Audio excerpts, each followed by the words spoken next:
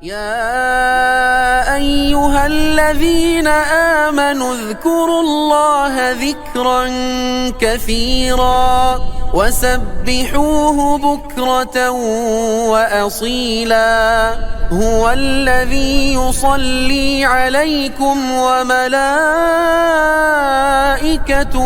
ليخرجكم من الظلمات إلى النور وكان بالمؤمنين رحيما.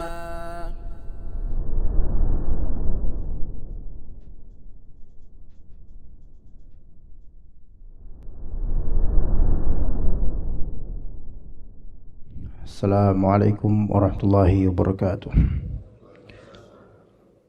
Innal hamdalillah nahmaduhu wa nasta'inuhu wa nastaghfiruh wa na'udzu billahi min shururi anfusina wa sayyiati a'malina. May yahdihillahu fala mudilla lahu wa may yudlil fala hadiya lahu.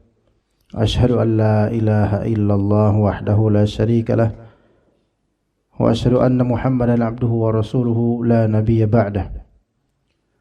يا أيها الذين آمنوا اتقوا الله حق تقاته ولا تموتن إلا وأنتم مسلمون. يا أيها الناس اتقوا ربكم الذي خلقكم من نفس واحدة وخلق منها زوجها وبث منهما رجالا كثيرا ونساء واتقوا الله الذي تساءلون به والأرحام إن الله كان عليكم رقيبا. يا أيها الذين آمنوا اتقوا الله وقولوا قولا سديدا يصلح لكم أعمالكم ويغفر لكم ذنوبكم وما يطع الله ورسوله فقد فاز فوزا عظيما. فإن أصدق الحديث كتاب الله وخير الهدي هدي محمد صلى الله عليه وسلم وشر الأمور محدثاتها وكل محدثة بدعة وكل بدعة ضلالة وكل ضلالة في النار. أما بعد. Ikhwas sekalian rahimani wa rahimakumullah. Kita lanjutkan kajian kitab Mukhtasar Minhaj Al-Qasidin. Pembahasan kita kali ini sebagaimana beliau sebutkan dalam terusan dari sebelumnya, yaitu Thamaniyatu Masail, 8 masalah yang sebagai bekal kehidupan kita dengan ilmu yang kita raup di majlis-majlis dan amal yang kita realisasikan di keseharian, dan tujuan dari ilmu dan amal ini yang pada endingnya, intinya semuanya ini ke akhirat. 8 hal disebutkan oleh Ibnu Qudamah rahimahullah. Ammal ula, adapun hal yang pertama, masalah yang pertama, fa inni nazartu ila al-khalqi fa idza kullu syakhsin lahu mahbuba. Aku kata beliau, nazartu ila al-khalq, memperhatikan khalq makhluk, yaitu manusia. Aku perhatikan orang-orang. Dan ternyata setiap orang lahu mahbub, mempunyai mahbub. Kalau diterjemahkan di sini mempunyai orang yang dicintainya, tapi mahbub ini lebih umum daripada itu. Setiap manusia itu punya kesukaan. Baik yang disukainya adalah manusia, baik yang disukainya adalah benda, ataupun hal-hal yang maknawi seperti hobi. Ya, setiap manusia memilikinya. Kecondongan yang dia suka itu apa? Manusia, istri, anak, tim favorit, tokoh, manusia, atau benda yang dia sukai. Car, mobil, motor, dan hal lainnya. Mungkin peliharaan, binatang, atau hiwayah, hobi. Setiap manusia lahu mahbub. Dan kemudian beliau lanjutkan, idza wasala ila al-qabri faraqahu mahbubuhu. Tapi ketika sudah ke kuburan, apapun dan siapapun yang dia cintai pasti akan memisahkan diri darinya. Ya. Apapun atau siapapun yang antum cintai sekarang enggak akan ikut ke kuburan antum. Dan yang enggak pernah antum cintai dari materi akan ikut ke kuburan antum. Siapa? Apa? Kain kafan yang tak berkantong. Dan itu kain kafan itu satu-satunya harta antum. Karena pada asalnya secara syar'i kain kafan itu diambil dari harta mayit. Karena kan harta mayit ini kata Allah Azza wa Jalla masalah warisan ya, min ba'di wasiyatin tusuna biha aw dain, yaitu wasiat atau dan hutang baru warisan.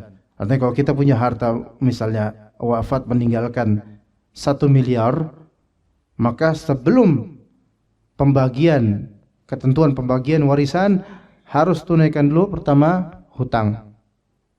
Ada hutang enggak? Kemudian wasiat. Ada wasiat enggak kita tentang harta kita? Barulah itu clear semua, barulah tentang warisan untuk ahli waris. Tapi sebelum warisan, sebelum wasiat, sebelum hutang, kain kafan diambil dari harta mayit. Sebaiknya begitu. Faraqahu mahbubuhu. Semua apapun yang kita cintai sekarang ini, dari materi, dari orang, dari hobi, itu berlepas diri dari kita. Nah, gitu. Gitu. Siapa yang antum cintai sekarang? Istri. Antum cintai suami.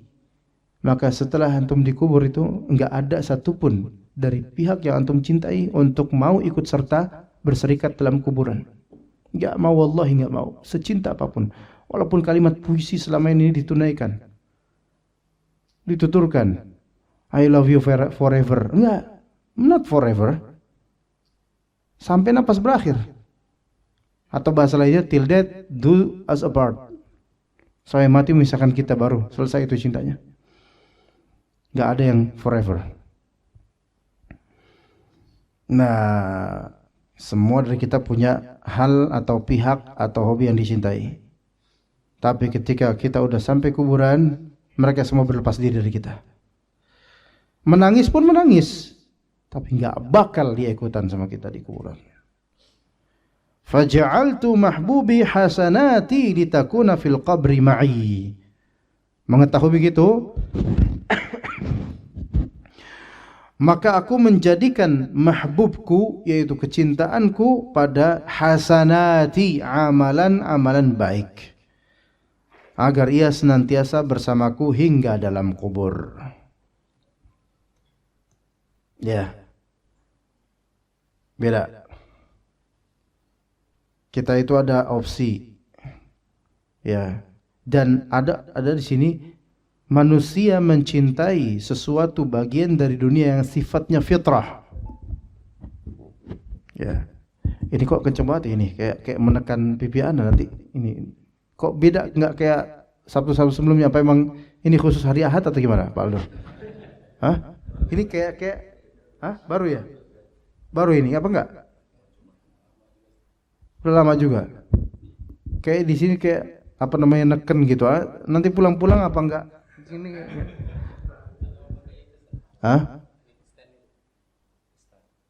Enggak, ini aja harus bersyukur. Enggak, udah keras. Oh, antum udah terlanjur jalan nih, enggak, ambil aja. Enggak, beneran ini karena apa kencengan sepertinya atau gimana? Atau ada yang kurang tidur gimana?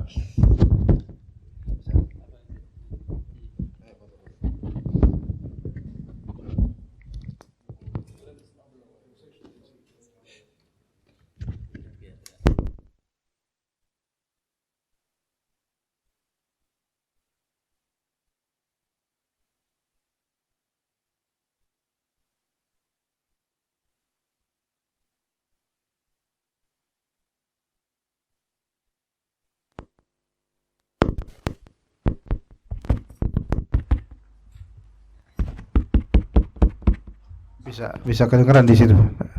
Di kamera kedengeran. Oke.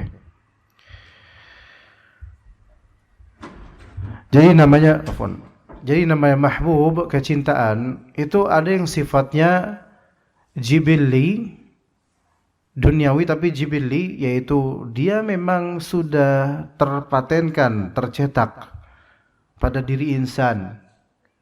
Kalau nggak ada maka nggak normal. Tapi ada kecintaan yang sifatnya ikhtiari. Ya, jadi kecintaan ada yang sifatnya tabi'i, jibilli, ijbari. Atau tabi'i, jibilli yaitu tabiat manusia. Memang sudah menjadi wataknya manusia suka hal tersebut. Dan yang kedua ada yang kecintaan yang sifatnya ikhtiari. Itu pilihan, opsional. Tapi kecintaan yang sifatnya jibilli atau tabi'i, kata Allah Azza wa Jalla, zuyyina lin-nasi hubbus syahawati minan nisa wal banin wal qanatiril muqantarah minadh dhahabi wal fiddati wal khailil musawwamati wal an'ami wal harf. Zuyyina lin-nas, dibuat indah untuk manusia hubbus syahawat, mencintai hal-hal yang dia syahwatkan, yang dia suka. Dari apa? Lawan jenis, nisa. Maka suka dengan perempuan bagi laki-laki, ya it's normal. Kalau nggak suka, ya justru itu dipertanyakan banget gitu. Antum suka perempuan nggak? Afwan, anda nggak suka. Ya ini repot. Hubbus syahwat minan nisa wal banin, suka nggak punya anak? Suka. Makanya orang-orang child free itu nggak normal mereka. Nggak mau punya anak saya. Antum normal nggak? Normal. Lah kok nggak mau punya anak? Kan saya belum nikah. Ya iyalah. Kau udah nikah. Rata-rata orang normalnya pengen punya anak. Dan ketika punya anak, bangga dengan punya anak, senang punya anak, wajar. Jadi ada mahbubnya adalah istri atau suami, mahbubnya adalah anak. Nisa wal banin. Yang ketiga baru materi. Kalau ini person, yang ketiga materi. Wal qanatiril muqantarah. Harta-harta yang melimpah dari minadh dhahab, emas. Memang perempuan lebih suka emas atau emas-emas, ya. Suka sama emas. Tapi laki-laki suka kan dengan emas? Emas di sini bisa secara hakiki emas, bisa apa yang terkiaskan sebagai emas, uang, money. Ya. Ada enggak orang yang kecintaannya daripada uang? Ya banyak, malah rata-rata kecintaannya terletak pada uang. Ya. Wal fiddah, sama, fiddah perak, emas perak ini sekarang bisa disejarkan dengan uang, dikiaskan uang dengannya. Wal khailil musawwamah. Al khail al musawwamah yaitu kalau bahasa sekarang itu kendaraan sebenarnya. Kendaraan, peralatan. Kemudian wal an'am, binatang ternak. Binatang ternak ini berarti masuk ke dalam bisnis dan kesenangan terhadap binatang-binatang. Ya. Wal harf, pertanian, perkebunan dan semisalnya. Nah, manusia itu wajar kalau misalnya dia senang punya tanah. Beli tanah yuk, investasi yuk, senang. Kecuali yang belum kepikiran ke sana. Ya. Ini sifatnya jibilli. Ya mungkin ada beberapa dari kita mungkin belum mikir buat makan sehari-hari aja udah empot-empotan Senin Kamis mikirin investasi tanah. Aduh, nggak mikir itu karena Anda belum punya uang. Kalau punya dhahab wal fiddah, insya Allah suka Anda punya tanah, beli rumah, ya enggak? Nah gitu. Ini semua sifatnya fitri, jibilli, tabi'i. Tidak tercela ketika memilikinya, namun tercela ketika tidak bisa menghandle-nya dengan baik. Menetralisir. Netralisir itu kan nggak mesti menonaktifkan. Ada keinginan itu, ada syahwat itu, cuman ada jalur yang baik untuk menghandle-nya. Ini namanya mahbub secara tabi'i, fitri, jibilli yang ada pada manusia. Tidak ada itu, ya nggak normal. Nggak ada itu nggak normal. Yang kedua, mahbub dari segi ikhtiyari. Artinya dia pilihan, opsional. Itu lebih spesifik lagi. Mahbub yang sifatnya opsional ini bisa masuk ke dalam fitrah atau keaslian manusia, tetapi kadarnya itulah atau zat yang dia cintai itu pilihan. Misal tadi kan ada kendaraan. Iya, basicnya, defaultnya kita suka memiliki kendaraan, itu tabi'i. Senang punya kendaraan. Tetapi kendaraan model apa? Itu sifatnya ikhtiari. Iya. Ada orang yang pengen punya kendaraan apa adanya aja lah saya. Motor biasa aja. Dan ketika diberikan oleh dia, nih buat antum nih kunci nih, apa motor yang moge nih buat antum. Enggak, afwan. Ana enggak mau, ana enggak suka. Ana cukup kendaraan, ana suka kendaraan tapi ana cukup dengan apa yang ana butuh gitu misalnya. Maka ini ikhtiari. Karena opsinya banyak. Silakan antum pilih yang mana. Begitu. Nah, tetapi dari semua mahbub, baik jibilli atau ikhtiari, ini kan masalah yang berkaitan apa pilihan, apa hal-hal yang dicintai secara keduniaan. Dan Allah Subhanahu wa taala ketika mengatakan di surat Ali Imran tadi, Zuyyina linnas, halaman kedua dari surat Ali Imran, ayatnya saya tidak ingat, tapi dia di halaman kedua, pojok bagian kanan, pojok bawah, atasan dikit. Anu lupa ayat berapa. Dzalika mataul hayati dunya. Semua yang disebutkan tadi, baik yang jibil atau ikhtiari, itu semua mata, kenikmatan kehidupan dunia. Ya, wallahu indahu husnul ma'ab. Tapi Allah punya tempat kembali yang lebih baik, yang baik, terbaik. Ya gitu. Apa yang Allah Subhanahu wa taala berikan instead atau sebagai gantinya jemaah sekalian ketika Allah Ta'ala menyatakan manusia itu kayak gini gitu loh. Qul a'unabbi'ukum bi khairim min dzalikum. Ayat 14. 14 riba. 14 15. Perhatikan itu jemaah sekalian. Katakanlah wahai Nabi Muhammad, a'unabbi'ukum bi khairim min dzalikum. Mau enggak kalian aku beritahu apa yang lebih baik dari itu semua?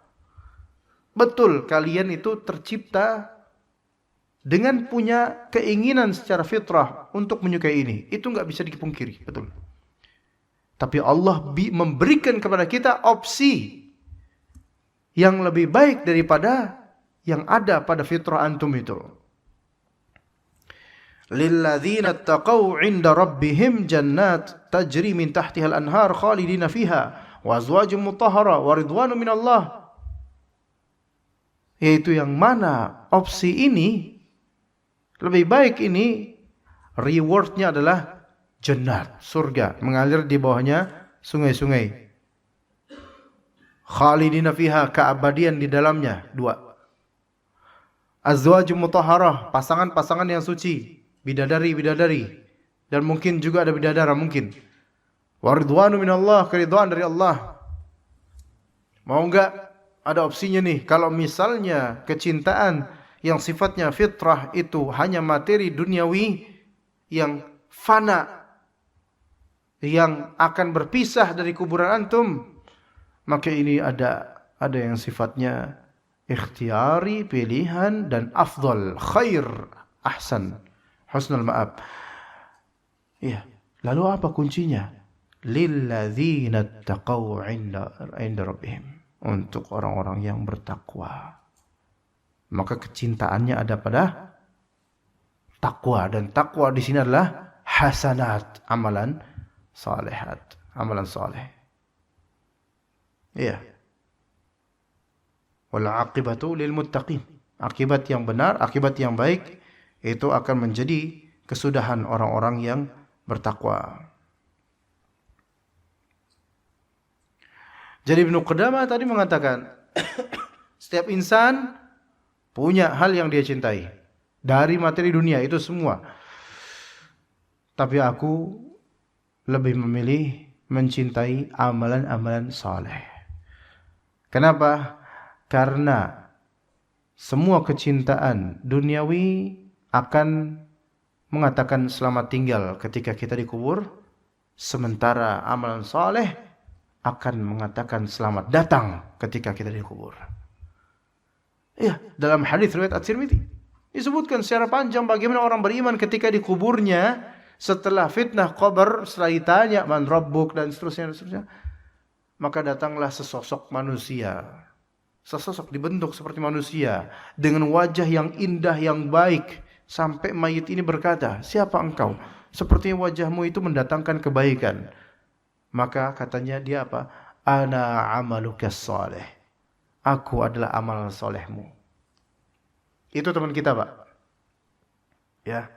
Kalau misalnya kita ke kuburan sebagian etnis, ya, gede, kulkas dimasukin, ya, hartanya dimasukin, gede, bermanfaat gak? Wallahi tidak. Dzalika mata'ul hayatid dunya. Gak bermanfaat sama sekali. Amalan yang bermanfaat, cuma amalan mumpung kita masih hidup nih, cuma sekalian. Harus berbekal untuk alam kubur dan tentu saja akhirat kita. Tapi ketika di alam kubur Allah berikan nikmat al-qabr, maka semoga akhiratnya lebih mudah lagi insyaallah. Dan kita berharap semoga antum, antunna dan semua keluarga kita semoga Allah mudahkan untuk itu. Amin. Jadikan mahbub kita jemaah sekalian amalan saleh lillahi ta'ala. Akan Allah rizkikan kok kita. Allah jamin rizki kita di dunia ini. Allah jamin. Sisa hidup kita Allah jamin. Tetapi ini masalahnya sekarang mahbub kita kemana? Oke, kita senang dengan lawan jenis. Jadikan istri. Jadikanlah dia suami. Punya anak. Punya harta. 3 itu jemaah. Itu mahbubnya insan di dunia ini. Ya. Yaitu pasangan, keturunan, dan harta. Ya itu. Enggak disebut jabatan, itu enggak ada disebut sini. Karena seseorang ketika menyukai jabatan maka dia menyimpang. Seseorang menyukai perempuan wajar. Buktinya Pak Aldo suka. Wajar. Ya. Seseorang suka punya anak wajar. Seorang suka punya harta wajar. Seorang suka dengan pangkat, oh ini enggak. Pasti kemaruk ini orang, pasti. Siapapun itu, kita enggak menuduh siapapun secara personal, tapi begitulah kaidahnya. Maka Nabi SAW mewanti-wanti. Selalu mewanti-wanti soal pangkat itu. Mencari pangkat, jabatan, mewanti-wanti. Mencari popularitas, mewanti-wanti. Bahkan para ulama mengatakan tidak akan bersatu hubbuz zuhur atau hubbuz syuhrah dengan ilmu atau ketakwaan. Enggak bakal bersatu. Apa itu hubbuz zuhur? Yaitu senang tampil, senang pentas, senang terkenal, cinta popularitas sama ilmu itu enggak bisa nyatu dengan baik, enggak bisa. Enggak bisa, akan menyimpang. Dan itu penyebab penyimpangan banyak dari orang-orang yang cinta dengan harta dan popularitas. Taib. Maka kalau kita lihat cinta dengan pasangan, cinta punya anak, cinta harta, sebenarnya ini modal. Dipakai buat ladang akhirat bisa enggak? Sangat bisa dalam Islam. Makanya punya istri atau punya suami ladang amal, ya enggak Pak? Punya anak ladang amal, bahkan inilah usia kedua kita. Setelah kita tutup usia, anak kita yang melanjutkan usia kita dengan doa-doanya. Ladang amal anak ini. Ya. Kemudian yang ketiga apa? Harta, ladang amal, saham akhirat. Maka kalau disebutkan yauma la yanfa'u malu wala banun, di hari harta dan anak-anak itu tidak bermanfaat. Buat siapa? Buat orang kafir. Makanya di yauma la yanfa'u malu wal banun illa, ada pengecualian, illa man atallaha biqalbin salim, kecuali mendatangi Allah dengan kalbu yang selamat, punya amal dia, kalbunya selamat. Dia menghadap kepada Allah. Apakah harta dan anaknya bermanfaat buat dia? Bermanfaat. Kenapa? Karena selama di dunia, kalbunya yang selamat menjadikan hartanya sebagai saham akhirat, menjadikan anaknya sebagai usia kedua untuk keselamatan akhiratnya. Dia bermanfaat. Maka kita nggak boleh menyanyiakan pasangan-pasangan kita, anak-anak kita, harta kita. Gunakan, manfaatkan semua untuk mendapatkan mahbub kita di alam barzakh, yaitu amal saleh, dan juga untuk akhirat ridho Allah Azza wa Jalla. Gitu Pak. Jelas ya Pak ya? Jelas nggak Pak? Kalau jelas ya udah, kita cukup sampai sini aja insyaallah. Oke. Kita lanjut berikutnya jemaah.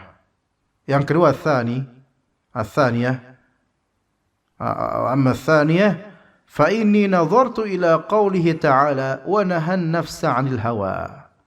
Surat An-Nazi'at ayat 40. Aku melihat, memperhatikan,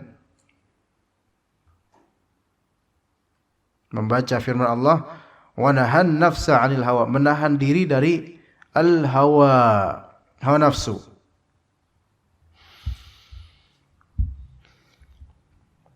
Mana yang lebih buruk jemaah? Hawa atau syahwat? Nah, hawa. Tapi banyak orang menganggap selalu syahwat itu selalu konotasi negatif terus gitu loh.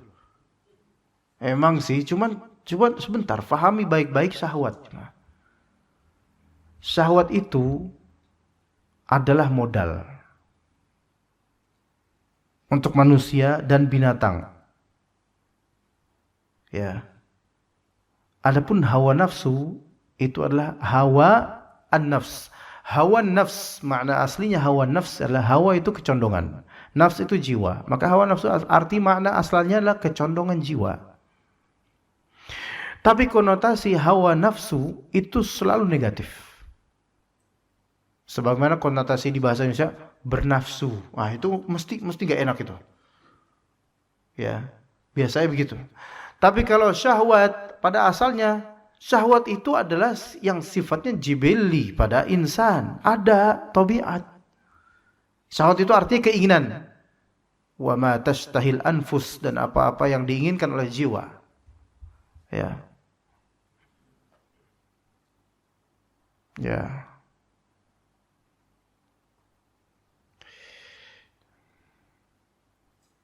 Ya, jadi syahwat yaitu keinginan. Kalau hawa, kecondongan.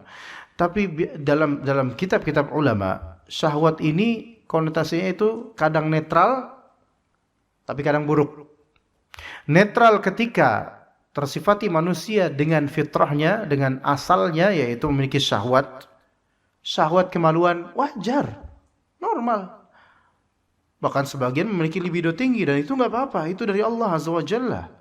Syahwat perut, ya itu ada, wajar. Lah kalau nggak punya syahwat perut, antum nggak bisa makan Pak. Lagi sakit misalnya, atau banyak pikiran. Makan sayang, kata istri. Nggak punya syahwat nih. Bener sih secara, walaupun ya kalimat itu ya seolah-olah konotasinya ke seksual. Ya, syahwat itu nggak cuma seksual, Ikhwan. Kecondongan, keinginan untuk punya duit, harta, itu juga syahwat. Dan itu ya bagus untuk kehidupan secara bekal. Karena kalau udah saya nggak mau punya duit, ya kere. Nanti kemudian gimana nafkahin anak istri? Itu asalnya syahwat. Baru kemudian syahwat jadi konotasi buruk ketika tidak mengikuti aturan syariat. Syahwat tanpa syariat binatang. Iya, begitu. Binatang punya syahwat gak? Punya syahwat. Kecuali syahwat harta ya, gak ada monyet pengen kaya. Gak ada monyet pengen kaya. Tapi pengen makan terus, ya itu syahwatnya. Binatang kerjanya tidur, turun, telek. Tidur, turun, telek. Gitu doang dah. Tidur, makan BAB. Udah selesai gitu, binatang. Itu membutuhkan syahwat. Ya, tanpa syahwat nggak bisa hidup itu. Tapi kalau udah hawa nafsu, maka ini ke manusia ini atau jin, itu ketika syahwat tidak distabilkan dengan syariat. Hawa nafsu. Kalau selalu mengikuti hawa nafsu, maka itu sesembahannya berarti. Dan seperti binatang. Nah, orang-orang ini di surat An-Nazi'at, kan ada komparasi itu di surat An-Nazi'at ayat 40 dan ayat-ayat sebelumnya ada comparison, ya. Comparison. Di sini mana dia? Bagaimana penghuni surga? Wa amma man khafa maqama rabbih wa nahan nafsa 'anil hawa. Adapun orang yang mengetahui dan takut dengan maqam Rabbnya, takut kepada kebesaran Tuhannya, dan nahan nafsa 'anil hawa. Naha itu mencegah. Mana' an-nafs, jiwanya, dari al-hawa, kecondongan, keinginan. Makanya di sini ada dua istilah, an-nafs dan hawa, digabung jadi hawa nafsu. Kecondongan jiwa, kecondongan hawa nafsunya, dia tahan. Dia tahan, kenapa dia tahan? Ketika syahwat ini di luar koridor syariat, dia tahan. Maka apa? Fa innal jannata hiyal ma'wa. Maka sungguh surga tempat tinggalnya. Loh kok kecondongan jiwa kok ditahan-tahan? Iya, karena justru kata Nabi SAW, huffatil jannatu bil makarih wa huffatin naru bil mahbubat. Atau kama qala Nabi SAW. Surga itu diliputi oleh hal-hal yang dibenci jiwa asalnya. Enggak suka jiwa. Dan neraka diliputi oleh hal-hal yang disenengin oleh jiwa. Makanan sekarang banyak yang enak. Suka. Tapi bermadarat. Bisa bermadarat. Antum coba aja, jajan aja terus di luar. Jajan aja. Minuman sekarang, banyak manis, gula semua. Minum aja. Kecuali ini nih enggak. Ini mungkin ada kadar gulanya, tapi bukan gula dalam artian manisan. Ya. Nasi bergula. Bukan gula dalam artian gula batu, bukan. Kadarnya. Ya, entah pembahasannya gimana ya. Antum minum jus pagi. Nyebut merek lagi ya. Minum fulan lagi ya. Minum apalah gitulah, teh fulan atau apalah gitulah. Pucuk ini, pucuk itu gitu kan. Siang minum lagi, ini sore boba, malam soda. Mau jadi apa itu tubuh? Gitu kan? Tapi senang enggak? Ya senang. Kenapa perempuan sekarang banyak yang berpenyakit? Mohon maaf, ummahat. Beda dengan perempuan zaman-zaman bapak-bapak dulu. Bapak-bapak dulu berarti bapak-bapak sekarang maksudnya istri-istri bapak yang dulu. Kenapa sekarang masih muda perempuan? Berpenyakitan. Apa sebabnya? Bebas dalam jajan. Sekarang Pak, antum suka kuliner gak? Wisata kuliner? Biasa aja kan, laki-laki biasa aja, makan tuh biasa aja.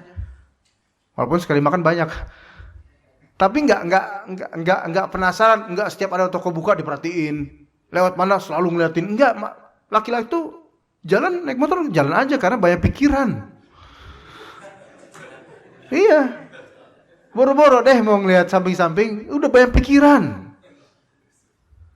Udah banyak pikiran, disalahin pula dan ini udah enggak mikirin boba lah apa dan seterusnya lah dari merek-merek. Perempuan enggak bisa gitu. Beb, tuh ada yang baru. Apa sih? Gitu. Tuh ada yang baru tuh, kemarin belum ada tuh. Biarin aja apa? Mau ditutupin, udah biarin aja.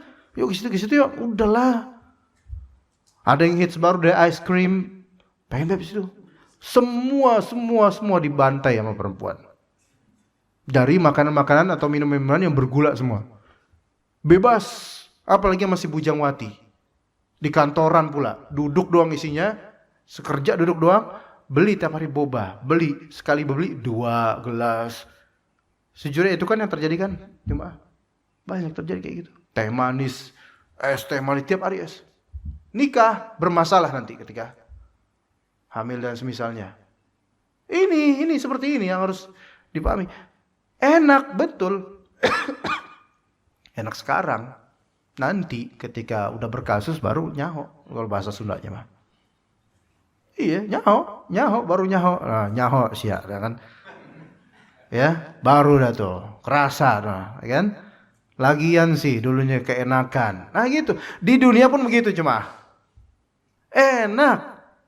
Makanya Nabi SAW itu lebih mengkhawatirkan, yaitu ketika dibukakan untuk kaum muslimin ini, hijaunya dunia ini. Kenapa hijau? Karena pada dasarnya manusia itu suka dengan yang hijau-hijau. Makanya masjid ini karpetnya hijau supaya senang. Tuh, catnya aja hijau.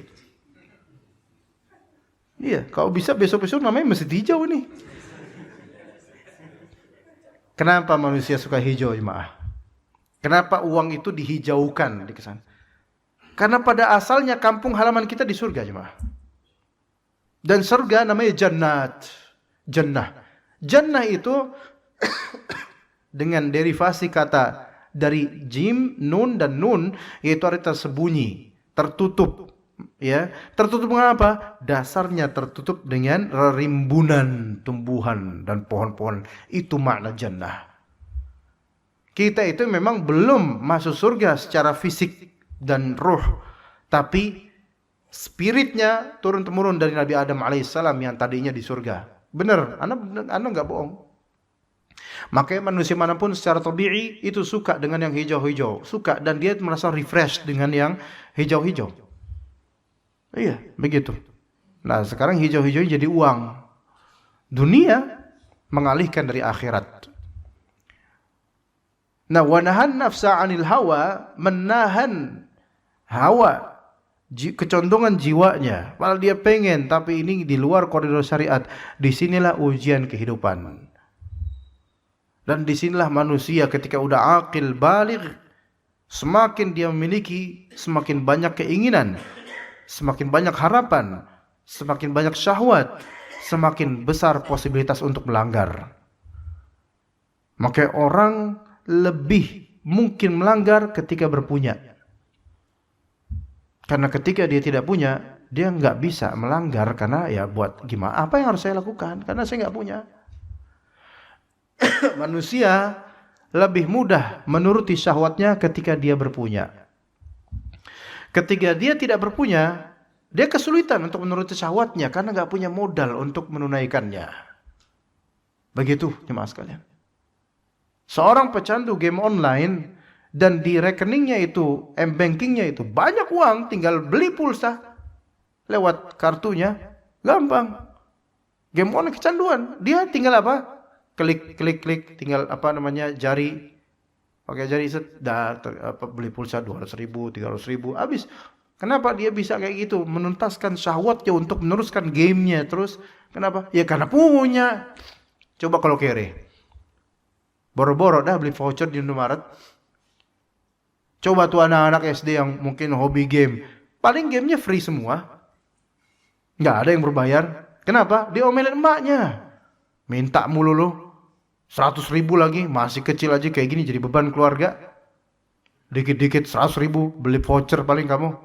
Diomelin, takut dia mamanya. Makanya ketika nggak bisa, tapi ketika udah bapak-bapak, perutnya maju, hartanya banyak, main game online terus, habis duitnya buat itu. Istrinya terlantar, nggak diperhatiin. Mohon maaf ya, kesamaan cerita tidak bermaksud menyinggung antum. Ya, jika ada kesamaan cerita, mohon jangan keluar karena ketahuan nanti ya. Wa nahan nafsanil hawa. Coba tahan hawa nafsu itu cuma. Ya, itu kata Ibnu Qudamah ketika aku melihat ayat Allah Azza wa Jalla wa nahan nafsanil hawa fa'ajhadtuha fi daf'il hawa hatta istaqarrat ala ta'atillah. Maka aku berupaya keras, bermujahadah agar jiwaku melawan hawa nafsu. Sehingga jiwa ini bersemayam di atas ketaatan kepada Allah. Karena ternyata memang yang membuat kita itu tidak bisa istiqamah adalah kita kebablasan dengan hawa nafsu. Dan yang disayangkan, maksiat itu sifatnya berantai. Sekali bermaksiat akan melahirkan maksiat berikutnya. Umumnya maksiat kayak gitu. Dan begitu juga dalam ketaatan. Ketaatan pun berantai. Sekali ketaatan yang baik akan melazimkan keinginan untuk taat berikutnya. Tinggal gimana kita sekarang milih yang mana. Tapi kalau kita udah taat istiqomah, maksiat dibiarkan, akan ada rantai berikutnya. Apalagi kalau maksiat itu yang sifatnya besar, seperti minum khamr. Maka minum khamr itu disebut ummul khaba'ith, induknya segala kekejian, segala maksiat. Karena seseorang ketika dia minum khamr, tidak sadarkan diri, dia bisa melakukan apa saja yang buruk, maka disebut ummul khaba'ith. Adapun induknya segala ketaatan adalah tauhid kepada Allah Azza wa Jalla. Taib, wa nahan nafsa 'anil hawa fa innal jannata hiyal ma'wa. Kemudian kata Ibnu Qudamah rahimahullah di kitabnya, wa amma tsalitsa, yang ketiga, fa inni ra'aitu kulla man ma'ahu syai'un lahu qimatun 'indahu yahfazuh.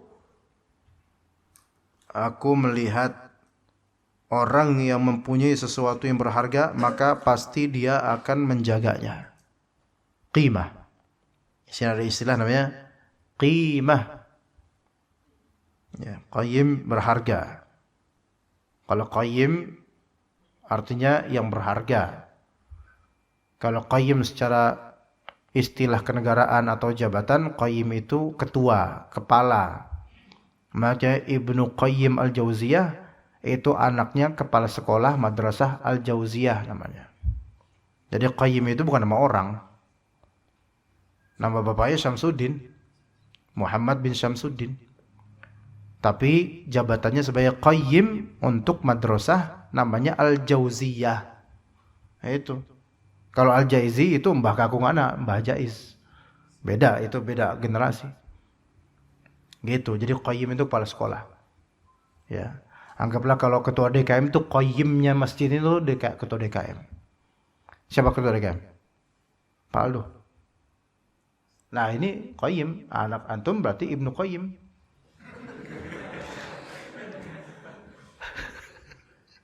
Iya. Baik. Setiap orang yang memiliki sesuatu yang punya qimah, tapi syai'un lahu qimah indahu, yang bagi dia itu punya value. Hal ini punya value buat dirinya. Pasti yahfazuh, akan dia jaga. Dan ini sahih. Ketika antum menghargai istri antum, pasti antum jaga dia. Antum menghargai iman antum, antum jaga dia. Antum menghargai kendaraan antum jaga dia. Thumma nadhartu fi qawlihi subhanahu wa ta'ala, ma 'indakum yanfad wa ma 'indallahi baq. Artinya, aku memperhatikan firman Allah Azza wa Jalla, apa yang ada di sisimu akan lenyap, dan apa yang ada di sisi Allah adalah kekal. Ya. Ini kalau kita lihat uslubnya jemaah, luar biasa. Ma 'indakum yanfad wa ma 'indallahi baq. Ma 'indakum, apa yang ada pada kalian itu, yanfad dengan fi'il mudhari'. Yaitu dengan verb, kata kerja. Wa ma 'indallahi baq, dan apa yang ada di sisi Allah baq, yaitu fa'il, dia isim fa'il, dia noun. Dari uslub ini ada balaghah. Ya. Ma indakum, apa yang ada pada kalian wahai manusia, yanfad. Fi'il mudhari'. Fi'il mudhari' itu di antara fungsinya adalah menunjukkan apa yang sekarang terjadi atau kadang menunjukkan istimrar, yadullu 'alal istimrar. Dan yanfad di sini artinya melenyap. Apa yang ada di sisimu itu melenyap. Yaitu baik sekarang ataupun terus-menerus. Kaidahnya akan begitu terus, bahwasanya ia akan terus lenyap. Ya. Kekuatan yang kita punya di masa remaja lenyap. Ya. Walaupun antum fitness sekarang, Pak, beda, tetap nggak bisa sama. Kemulusan yang dipunya anak-anak muda dulu, kita masih muda, beda. Sekarang mungkin sudah ada beberapa garis di sini. Antum mau polis kayak gimana juga, antar balik lagi itu garis. Enggak baka itu sementara. Ya, itu baru apa yang wa fi anfusikum afala tubsirun, yang ada di diri kalian. Sekarang coba baju yang antum pakai, kebanggaan antum dulu ketika masih remaja, masih disimpan enggak? Kalaupun disimpan, mana value-nya? Paling cuma kenangan, selesai. Likulli syai'in lahu ajal. Likulli syai'in ajal. Untuk segala sesuatu itu ada ajalnya, ada waktunya. Enggak bisa everlasting. Apa yang kita kenang dari masa-masa muda kita dulu, kita enggak bisa meraihnya kembali cuma. Selesai itu semua, selesai. Tinggal kenangan. Selalu dalam kenangan, selesai. Sampai kita menghadapi kematian. Akhir dari segala ajal yang kita miliki. La haula wala quwwata illa billah. Yanfad. Itu yang kita punya. Selesai, habis. Wa ma 'indallahi baq. Dan apa yang ada pada Allah distatementkan dengan noun, bukan dengan verb. Yang artinya itu ketegasan dari Allah Azza wa Jalla. Apa yang ada pada Allah absolut baqa. Apa itu yang ada pada Allah? Ridhonya, ganjaran pahalanya, surganya atau surganya, kenikmatan yang ada di dalamnya, baqa. Apa arti baqa? Ayo pelajari makna baqa jemaah sekalian. Kekal, iya, I know kekal. Tapi ayo kita pelajari kekal itu apa, baqa itu apa. Lawannya baqa itu apa? Ayo, Indonesia. Fana. Itu semua dari bahasa Arab. Kita itu kadrun semua sebenarnya. Fana, baqa, bahasa Arab. Fana itu apa, jemaah? Fana itu halaman. Baqa itu apa? Ya ini baqa, tempat tinggal. Ya. Fana itu halaman. Fina, halaman, garden. Baqa, homestay. Itu tempat tinggal itu baqa. Dalam bahasa Arab, aina tabqa, di mana kamu bertempat tinggal? Where do you live itu baqa. Tapi fina itu garden, halaman. Di dalam rumah ada enggak halaman dengan segala pernak-pernik pepohonan atau tumbuhan? Enggak ada. Lebih menarik mana biasanya?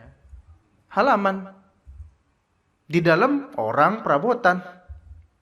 Tapi kalau antum disuruh bertempat tinggal, mau di dalam rumah apa mau di halaman? Ya bahlul kok di halaman. Halaman itu dunia. Akhirat adalah tempat tinggal. Itu maknanya. Kalau sekarang sudah tahu, alhamdulillah. Kalau sudah tahu sejak lama, diingatkan. Kalau belum tahu dan sekarang tahu, ini ilmu. Itulah makna baqa dan makna fana.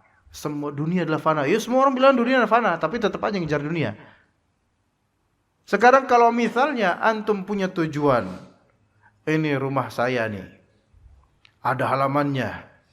Antum, wah halaman kupu-kupu, bunga dan seterusnya, ada air mengalir. Wah, keenakan antum di situ. Disuruh, ayo ke sini, yuk ke dalam yuk, masuk yuk. Nggak mau. Maunya main-main di halaman. Anak kecil. Makanya orang-orang yang mencari dunia, kekanak-kanakan mereka itu. Disuruh, ayo ke rumah, ayo hujan, ayo. Nggak apa-apa, nanti flu loh. Nggak apa-apa, udah biasa, ada obatnya. Nggak mau ke dalam, nggak mau ke akhirat. Baka. Wa ma indallahi baq. Apa yang ada di sisi Allah itu selamanya. Baka. Itu mana baka. Baka ya dari bahasa Arab. Baq. Baqa. Baqa dan fana. Fana itu fina halaman. Baqa homestay. Tempat aslinya manusia tempat tinggal. Begitu ikhwah. Nah, ketika tahu itu kan orang punya sesuatu yang memiliki value buat dia, valuable. Tapi kemudian dijaga benar-benar. Memang itu wajar. Nah, maka setiap aku mempunyai sesuatu yang berharga, aku memberikannya kepada Allah agar ia tetap terjaga di sisi Allah. Allahu Akbar. Apa sekarang sesuatu yang berharga buat kita jemaah? Iman itu jelas. Amal soleh itu jelas. Value dari segi dunia apa coba jemaah? Istri, anak, titipkan kepada Allah.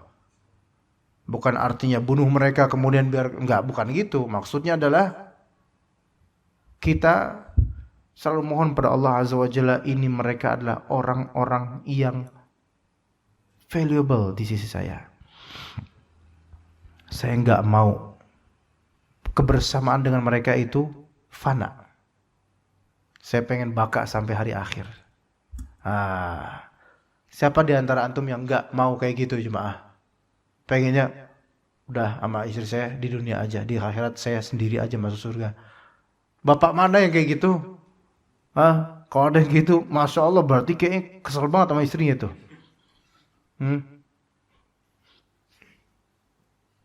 Ada kayak gitu Pak? Biasa yang diem nih kayak ini. Kok tahu Ustaz ya? Saya juga pikiran gitu Ustaz. Gak mau saya sama istri saya gitu. Ada waktu daurah di Solo tahun 2020 dulu, sebelum Covid. Kan Covid sekitar April atau apa gitu mulai itu. Januari atau Februari itu ada daurah di Solo di Imam Bukhari. Karena waktu itu di samping ana itu Ustaz Ahmad Zainuddin Al-Banjari, kemudian udah Ustaz Aris Munandar dan lainnya. Kita ngobrol. Ustaz Ahmad Zainuddin cerita, sebelum ana kesini ke daurah ada suami istri bermasalah. Pernikahan bermasalah mereka. Istrinya saking kesel banget sama suaminya. Minta cerai. Itu curhat mereka menghadap ke Ustaz Ahmad Zainuddin. Marah itu istrinya mencak-mencak. Pokoknya kalau nanti aku masuk surga, aku enggak mau melihat wajahmu, kata istrinya itu. Saking bencinya itu sama suaminya itu. Ya akhi, Masya Allah. Itu sampai Ustaznya diem aja. Enggak komentar apa-apa udah. Karena orang kadang-kadang itu, ya kalau udah emosi itu nggak ngerti dia ngomong apa gitu loh. Kalau aku masuk surga, pokoknya aku nggak mau ngeliat kamu nanti dia surga. Itu Masya Allah. GR banget dia, kayak masuk surga aja gitu loh. Kayak pikir lucu orang ini Masya Allah. Tapi orang lagi emosi seperti itu jemaah sekalian. Ya, sekarang digantar kita, kalau memang bagi antum, istri antum berharga, anak antum berharga, ajak ke surga. Jadikan mereka ingat agama Allah. Ajak mereka bertakwa. Ajak mereka berzikir. Ingatkan kepada Allah. Suruh mereka bersabar. Wasiatkan begitu. Mungkin awal-awal ketika antum cuma bisa mewasiatkan takwa, sabar, mengarahkan kepada agama Allah. Mungkin awal-awal mungkin sebagian istri yang memang kurang ke agama mungkin mencak-mencak. Apa sih mas? Dikit-dikit gini. Ya kita harus ikhtiar mas ini dan seterusnya. Tapi pada waktunya akan nyahok sendiri. Bahwasanya modal pertama mengaruhi kehidupan ini dengan baik adalah iman dan amal soleh. Sebelum materi, iman dan amal soleh. Itu dulu, ya. Karena itu adalah kalau kita usahakan itu, menasihati keluarga kita, orang terdekat kita, atau apapun yang valuable bagi kita, kita titipkan ke Allah dengan cara kita nasihati menuju agama Allah sirata mustaqim. maka itulah hakikat cinta yang sebenarnya jemaah sekalian. Enggak cuma sementara. Maka jadilah orang soleh dan bersamalah dengan keluarga yang soleh. Jadikan keluarga soleh. Karena keluarga besar yang soleh akan berkumpul di akhirat. Ya, akan berkumpul di akhirat nanti. Itu kalau bagi antum, keluarga antum valuable. Kita punya orang tua yang telah meninggal. Banyak kesalahannya ketika hidup beliau. Tapi kita ingin, karena kita ingin, kita dan beliau akan bertemu di akhirat dengan keadaan baik. Karena bagaimanapun dia orang tua kami gitu loh. Dia memiliki value yang tinggi buat kami. Dia pernah berbakti pada kami ketika kita masih kecil. Kama rabbayani saghira gitu. Maka itu berharga buat kita, maka kita memberikannya kepada Allah agar ia tetap terjaga di sisi Allah Azza wa Jalla. Caranya gimana? Bisa dengan mintakan ampun buat dia. Karena anak bisa memberikan syafaat di hadapan Allah untuk orang tuanya kalau anak ini saleh. Waladin salihin yad'ulah. Anak yang saleh yang mendoakan baik buat dia, buat orang tua. Yang kedua, sedekah atas namanya atau wakaf atas namanya. Itu bukti bakti anak yang ingin orang tuanya dijaga oleh Allah di alamnya. Kita pengen seperti itu jemaah sekalian. Dan kama tadinu tudan, sebagaimana engkau memperlakukan, engkau pun akan diperlakukan serupa. Sekarang antum tanam wakaf sedekah atas nama orang tua yang telah meninggal, nanti anak-anak antumlah yang akan meneruskan estafet kebaktian antum itu. Insyaallah. Allah tidak akan mengkhianati usaha kita insyaallah. Iya. Kemudian jemaah sekalian yang keempat. Udah makin siang ini Pak. Udahlah nggak usah lah. Iya. Udah siang Pak Aldo? Belum? Masih duha. Jadi bagi antum duha bukan siang Pak ya Allah musta'an. Antum belajar di mana Pak kok jadi kayak gini? Kalau ada pertanyaan, fadhol. Yang ada soal, pertanyaan, silahkan, ikhwan. Gak ada takutnya nanti ada yang nanya, anda menjawab panjang, terlalu panjang nanti jadinya. Silahkan, atau ummahat ada pertanyaan. Bapak mau nanya Pak? Mau bertanya? Silahkan Pak. Oh, maksudnya Bapak pengen memperdengarkan suara Bapak ke akhwat atau gimana? Oh, mikrofon. Silakan Pak.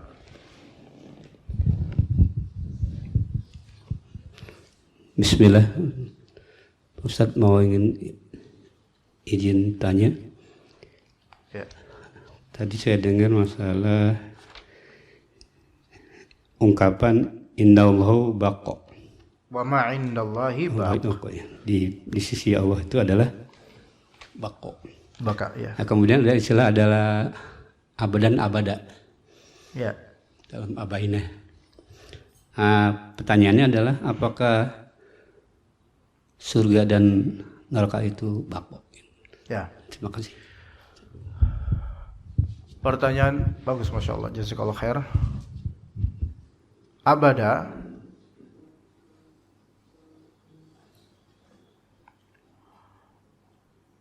jadi sebenarnya ada dua pertanyaan di sini, yaitu masalah lafal apa? Abada ya. Memahami lafal abada ya. Abad, abadul abad atau abada. Dan yang kedua apa tadi pertanyaan Pak? Apakah surga dan neraka itu baka, abadan gitu kan? Taib, pertama yang abad. Masalah abada, apa maknanya? Abada itu dia keadaan. Oke, dia mansub, dia keadaan. Dan keadaan di sini yaitu ada dua makna. Abada di sini ada dua makna. Seperti makna khulud juga ada dua makna. Ya. Abada makna pertama yaitu selamanya duna intiha, yaitu selamanya mustamir dunal intiha, duna muntahin. Itu seterusnya tanpa ada henti-hentinya. Itu makna pertama. Yaitu arti kita ya forever, selamanya tanpa berhenti. Itu makna pertama. Makna kedua, abada, ada tiga makna. Makna kedua, abada itu adalah yaitu tulus zaman, yaitu panjangnya masa sampai seolah-olah tidak ada habisnya. Itu makna kedua dari abada. Jadi makna pertama selamanya tanpa henti, makna kedua panjangnya masa seolah-olah tiada henti, padahal berhenti pada waktunya, tapi karena kepanjangan jadi seolah-olah ini udah selamanya gitu. Dan yang ketiga, abada itu artinya tidak pernah. Ini yang ketiga. Kalau ketiga ini uslub keseharian sebagian orang, terutama orang Mesir. Misalnya abada ini yang ketiga ini kayak kalla, gak bakal gitu loh. Kayak misalnya, apakah antum berpikir bahwasanya linggis itu bisa ngambang? Abadan gitu, paham gak? Kayak apa Indonesianya? Gak bakal gitu loh. Abadan ini kayak stressing, penekanan, ketidakmungkinan itu terjadi sampai kapanpun. Itu makna ketiga gitu Pak ya, makna abadan yang ketiga. Jadi itu maknanya. Pertanyaan kedua, apakah surga dan neraka itu abadi? Jawabannya adalah yang sahih dari pendapat ulama adalah tentu surga abadi. Mathalul jannatil lati wu'idal muttaqun tajri min tahtihal anhar ukuluha daimu wa dhilluha. Permisalan surga yang dijanjikan orang bertakwa padanya mengalir di bawah surga-surga, ukuluha daimu wa dhilluha. Ukul itu bebuahan dan makanannya. Dhil itu naungan, itu daim. Daim itu ya konstan. Apa konstan di Indonesia? Terus menerus. Daim. Daim bila intiha. Arti daim bila intiha yaitu konstan tanpa keputusan, tanpa akhiran.